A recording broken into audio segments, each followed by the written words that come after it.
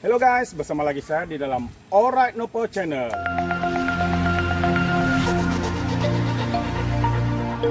Oke, so sebelum saya teruskan, jangan lupa tekan butang subscribe, like, dan share. So mari kita ikuti berita panas hari ini. Oke guys, hari ini sekali lagi Rafizi Ramli melondekan Najib Razak yang kononnya mau untuk menjadi hero di mata rakyat, tetapi di sebaliknya berbagai penipuan yang dilakukan oleh bekas Perdana Menteri ini, Najib Razak. Dengan itu, mari kita ikuti kenyataan terkini daripada Rafizi Ramli 31 hari bulan Mac 2021. Mana suara Najib ketika RM 983 juta dibayar kepada pengarah eksekutif Sapura sepanjang Najib jadi Perdana Menteri? Soalnya, sejak hilang kuasa dan dijatuhkan hukuman penjara 12 tahun karena bersalah menyeleweng dana pensiun rakyat, Datuk Seri Najib Tun Razak gairah cuba bersuara dalam semua perkara kononnya untuk menjadi hero rakyat. Terbaru, dia mengusulkan supaya kerajaan persekutuan campur tangan dengan mengarahkan institusi milik rakyat seperti Petronas, Khazanah, atau Permodalan Nasional Berhad PNB untuk menyelamatkan Sapura Energi Berhad yang berdepan masalah keuangan. Apabila saya bersuara bahwa sebarang usaha untuk menyelesaikan keuangan Sapura tidak boleh melibatkan uang rakyat seperti biasa, Najib menimbulkan isu kerugian uang rakyat melalui pegangan PNB di dalam Sapura, kehilangan kerja, kerugian vendor, dan pinjaman bank kepada Sapura. Pada dasarnya, sebarang permasalahan keuangan mana-mana syarikat korporat tidak boleh melibatkan uang rakyat karena ia bakal mewujudkan budaya urus tadbir yang lemah. Sekiranya syarikat-syarikat swasta dan talian hayat diselamatkan oleh uang rakyat, setiap kali mereka berhadapan dengan masalah keuangan, tidak ada insentif dan pertanggungjawaban untuk syarikat-syarikat swasta menguruskan perniagaan mereka dengan cermat, bijak, dan berdaya saing. Tambah pula, dalam hal ini, beberapa rekod keuangan Sapura sejak sedekat lalu banyak mengundang kontroversi, terutama berhubung bayaran kepada pengarah-pengarah eksekutifnya yang juga mewakili beberapa pemegang saham terbesar Sapura. Rekod keuangan Sapura yang diaudit bagi tahun-tahun keuangan 2009 hingga 2021 menunjukkan pecahan bayaran-bayaran berikut dibundarkan kepada juta yang terdekat jika berkenaan. Gaji, bonus dan upah kepada pengarah eksekutif, sewa kepada syarikat berkaitan pengarah eksekutif, iuran harta intelek kepada syarikat berkaitan pengarah eksekutif, jumlah tahunan. Seperti dalam gambar raja ini. Mari kita tonton. Wow, hebat sekali gaji eksekutif yang diberikan kepada eksekutif atau pengarah di dalam Sapura ini sehingga mencapai ratusan juta yang mereka terima dalam masa setahun. Selain gaji, bonus upah kepada pengarah eksekutif yang mencacar ratusan ribu ringgit setiap hari.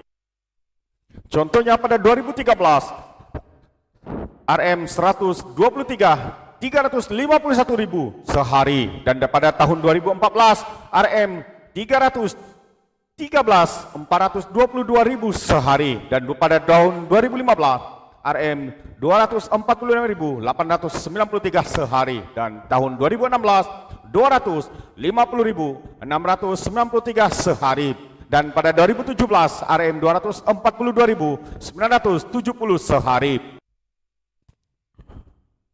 Dan tahun seterusnya RM 102.321 sehari, dan pada tahun 2019 RM 35.693 sehari, tahun 2020 RM 26.293 sehari, dan pada tahun 2021 RM 16.586 sehari. Pengarah eksekutif juga dibayar dalam bentuk lain, yaitu seperti sewaan tahunan yang dibayar oleh Sapura kepada syarikat yang berkaitan dimiliki oleh pengarah eksekutif dan pemegang saham-saham yang mewakili. Sejumlah RM 149 juta dibayar sebagai sewa dalam tempo dari tahun 2013 hingga tahun 2021.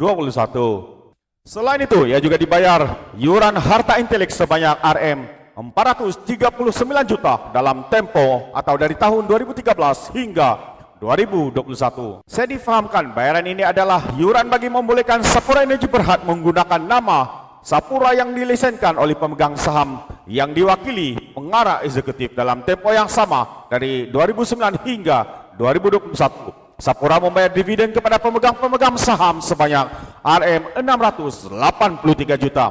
Analisis keuangan ini bagi tempo 2009 hingga 2021 menunjukkan perkara-perkara berikut.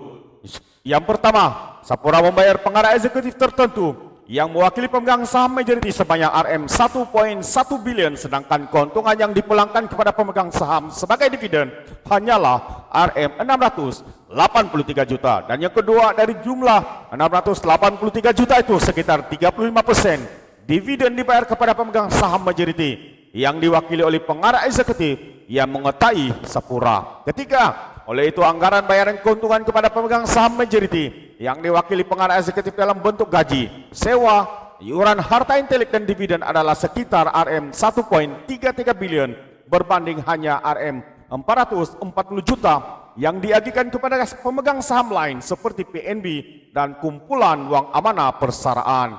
Keempat, nisbah keuntungan yang dikaut oleh pemegang saham terbesar yang diwakili pengarah eksekutif adalah sekitar 3 kali ganda berbanding yang diagikan kepada pemegang saham lain yang dimiliki rakyat. Semua ini berlaku semasa Najib menjadi Perdana Menteri dan Menteri Keuangan. Sebagai Perdana Menteri dan Menteri Keuangan, Najib memikul amanah, memberi hala tuju dan memastikan institusi dana rakyat seperti PNB dan KWAP mendapat nilai yang terbaik dari pelaburan mereka. Malangnya 90% atau Rm983 juta dari bayaran Rm1.096.717.000 dalam bentuk gaji, upah, sewa dan iuran harta intelek kepada pengarah eksekutif yang secara jelas tidak adil kepada PNB dan KWAP berlaku dalam tempo Najib menjadi Perdana Menteri dan Menteri Keuangan, yaitu dari tahun 2009 hingga 2018.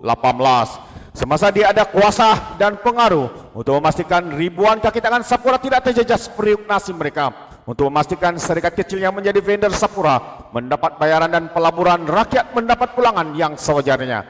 Di manakah suara Najib ketika itu?